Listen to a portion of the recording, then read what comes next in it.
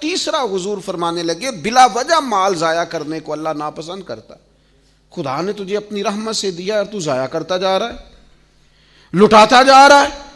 تجھے اللہ نے اگر اپنے فضل سے دیا ہے تو اب کرنے کا کام یہ ہے کہ تو اس میں احتیاط کر, تو اس چیز کو سمجھ. ہمارے پاس جو کچھ بھی ہے نا میرے دوستو, یہ ہمارے رب کی طرف سے ہمارے پاس امانت ہے. امانتوں کو کبھی بھی ضائع نہیں کرتے. اللہ کا فضل ہے ہمارے پاس اگر کچھ ہے تو مجھے بتائیے فضل کو ضائع کر دیا جاتا ہے؟ بغیر سوچے سمجھے لٹا دیا جاتا ہے. ہاں اگر آپ راہ خدا میں سخاوت کریں, اللہ کی رضا کے لیے غریب پر مسکین پر خرچ کریں, اللہ کے کمزور بندوں پر خرچ کریں, تو پھر نبی پاک علیہ السلام نے حضرت اسماء سے کہا تھا تو رب کے رستے میں بغیر گننے کے دے, اللہ بھی تجھے بغیر گننے کے عطا فرمائے. اللہ نے ہمارے رسول پاک کو بڑی عظمتیں عطا فرمائیں.